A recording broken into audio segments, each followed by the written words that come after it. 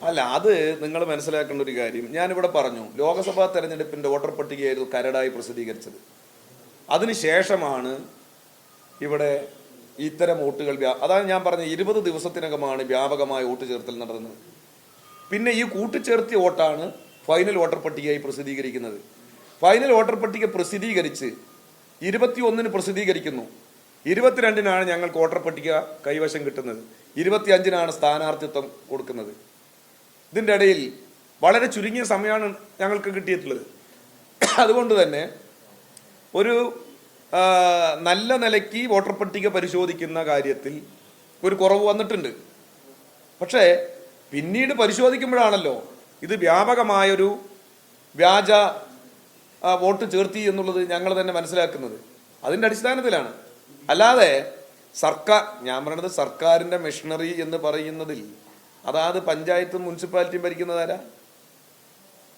ഇപ്പോൾ കണ്ണാടി പഞ്ചായത്തിൽ അങ്ങനെയാണെങ്കിൽ നിങ്ങളുടെ ഭരിക്കുന്നതായിരിക്കും. കണ്ണാടി പഞ്ചായത്തിൽ ഈ വോട്ടർമാരിൻ്റെ എടുത്ത് നോക്കുക, വീട്ടു നമ്പറില്ല. അതാ പറഞ്ഞത്, BLOമാരെ സ്വാധീനിച്ചിരിക്കുന്നു. കണ്ണാടി പഞ്ചായത്തിൽ ഞങ്ങൾ സൂചിപ്പിച്ച ഈ ചേർത്തിയിട്ടുള്ള വോട്ടർമാർക്ക് വീട്ടു നമ്പറില്ല. അതായത് റെസിഡൻഷ്യൽ സർട്ടിഫിക്കറ്റ് പഞ്ചായത്തിൽ നിന്ന് ചെയ്തിട്ടില്ല, അല്ലാതെ തന്നെ ചേർത്തിയിരിക്കുന്നു. നമ്മുടെ ഇലക്ഷൻ പ്രവർത്തനത്തിൻ്റെ ഒരു പ്രോസസ്സിൽ പുതിയ വോട്ടർമാരെ ചേർത്തുമ്പോൾ ഒരു തെളിവുമില്ലാതെ നമുക്ക് ചേർത്താൻ കഴിയുന്ന ഒരു ഇലക്ഷൻ പ്രോസസ്സാണ് BLOമാർ കൊടുക്കുന്നത്, അല്ലേ? ഒരു രാഷ്ട്രീയ പാർട്ടിക്കാരെന്ന നിലയ്ക്ക് ഞങ്ങൾ കൊടുക്കുമ്പോൾ എന്തെല്ലാം ഹാജരാക്കണം? സർട്ടിഫിക്കറ്റുകൾ, റെസിഡൻഷ്യൽ സർട്ടിഫിക്കറ്റ് എല്ലാം ഹാജരാക്കണം. പക്ഷെ BLOമാർക്ക് അത് വേണ്ട.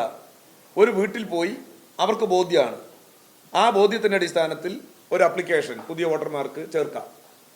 അത് വോട്ടർ പട്ടികയിൽ വരും. അങ്ങനെ ചേർത്തിയ വോട്ടുകളാണ്. അതുകൊണ്ടാണ് ഞങ്ങൾ പറയുന്നത് BLOമാർക്കെതിരെ കേസെടുക്കണം. അവരാണ് അതീവ ഗുരുതരമായി കോൺഗ്രസിൻ്റെയും BJPയുടെയും ഇത്തരം പ്രവർത്തനങ്ങൾക്ക് കൂട്ടുനിന്നിട്ടുള്ളത്. അവർ ഭരിക്കുന്ന മുനിസിപ്പാലിറ്റിയും രാരി പഞ്ചായത്തും മാത്തൂർ പഞ്ചായത്തും ഇതിന് വ്യാപകമായി ഉപയോഗിച്ചിട്ടുണ്ട്.